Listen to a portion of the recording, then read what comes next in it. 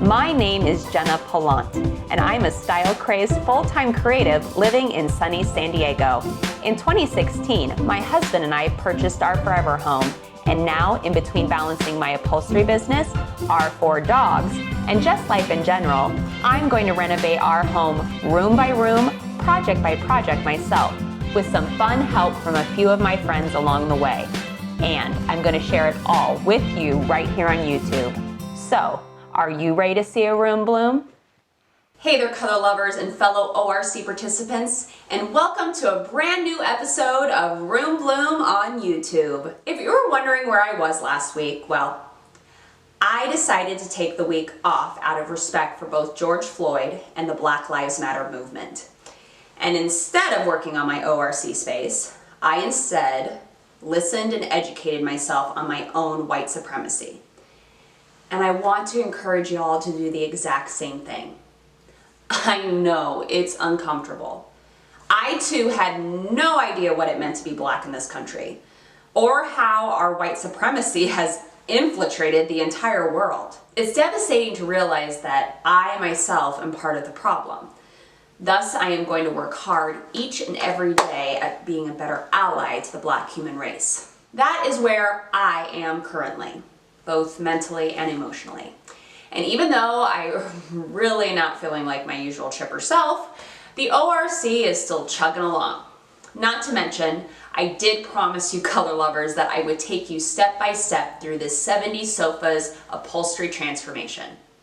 So, that's why I'm here now. Last time on Room Bloom, I took you through the tedious task of tearing down the circular sofa to its base structure. And now that that's done, it's time to start the prep work for the reupholstery process. Wait, what? I thought the teardown was the prep work. Okay, so yes, I am a professional upholsterer, but I have never really taught upholstery to another person. So even though I am not new to upholstery by any means, I am new to teaching. Thus, I'm bound to mess up. Last time, before we even started tearing down the sofa, I should have shared with you how to figure out the yardage for the new upholstery fabric. So you could order it now and wait for its delivery while you prep the vintage piece for its new upholstery. All right, so for sofas, the general rule of thumb is that for every foot of sofa, you figure 2 yards of fabric. So if a sofa is, say, 6 feet long, it would require at least 12 yards of fabric. Does that make sense? Now, this particular sofa also has tufting, so that's a whole other thing to factor in. And I don't really have an equation for you in that, other than measuring the former upholstery's tufted parts by hand. But since I am recovering the outside back of this sofa with something different than the entire sofa's body, I am going to stick with that rule of thumb's figure for the body and physically measure and factor the outside back myself. And you do that by taking the footage total of the outside back and dividing it by 36 and rounding that number up to the nearest whole yard. Because in upholstery, it's way better to have more than enough than not enough fabric. Bored yet? Yeah, I don't like talking about this math stuff either. Straight up kills my creative joy. And it's probably why I forgot to mention it in the first place, but sometimes math is just necessary, y'all. Okay, back to that prep work. Now that the sofa is completely tore down, it's time to finish removing any unremoved staples. It's also a great time to do whatever you need to do with the furniture's legs, whether it be refinishing them, painting them, etc. Next, while those dry, repair any mistakes you may have made during the teardown process. For example, I accidentally cut some of the cotton that was layered over the sofa's sinuous springs. It's also a good time to clean up any leftover debris that may cause some difficulty in the layering process. Think Princess and the Pea. Then, once the painted legs were dried, I reattached them to the sofa's base structure and started tracing out where I wanted to attach the new inside seat, going around the entire bottom, front, and side, continuing to the top of the future inside seat's tufting. This is all prep work, y'all, that will ultimately help set you up for reupholstery success. And now we are finally ready to start working on that inside seat. First, by measuring the length of the entire inside seat. Using that measurement to determine the amount of Dacron, aka polywrap, you'll need to layer in between the original sofa stuffing, that's the cotton you see on the base structure now, and the new upholstery fabric.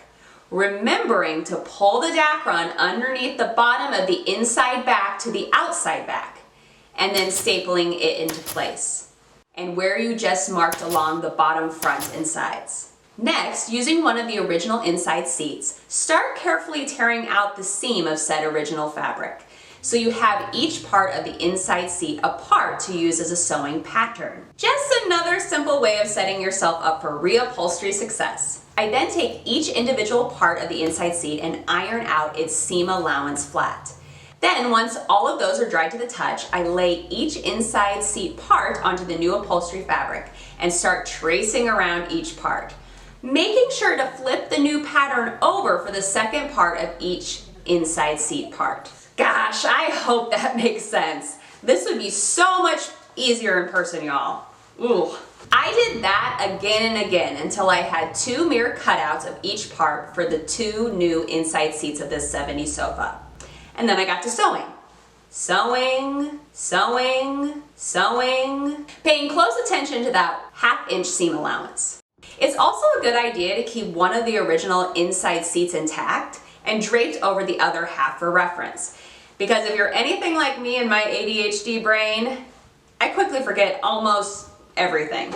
Plus, you don't want to waste time sewing the wrong ends of parts together. All right, now that the new inside seat is all sewn up, it's time to start the tacking down process.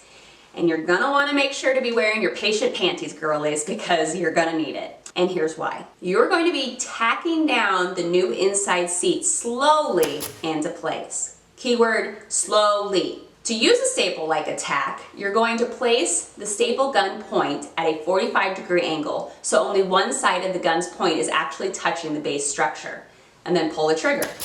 You do this so you can easily take a staple remover and a pair of needle nose pliers to remove the tacks as you need to. Okay, so lay out the new inside seat as it should go on and start pulling it by hand into place.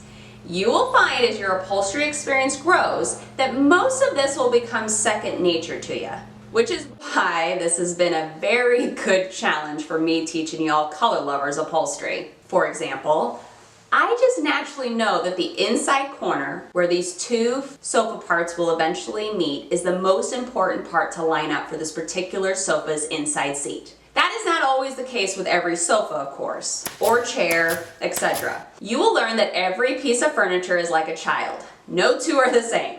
And Murphy's Law, well, she likes to follow upholsters around like a bad cold. But that's for another day. This part of the upholstery process, the tacking down, is all about give and take and understanding how the fabric pulls. Just try your best to be patient and give yourself as much grace as you possibly can. Also, remember to halt when you find yourself getting frustrated in the upholstery process. Halt and ask yourself one of these 4 things. Am I hungry, angry, lonely, or tired? Ever since I started doing that 2 years ago, my day-to-day work mental health has gotten insanely better. Gotta love that good old talk therapy. All right, back to tacking down. You are placing the tacks just below the line we drew at the beginning at the bottom front, as we will later go back and solidify its placement after we do the inside backs hand tufting next week. You just don't want to back yourself into a corner as an upholsterer with no way to make changes as you go along.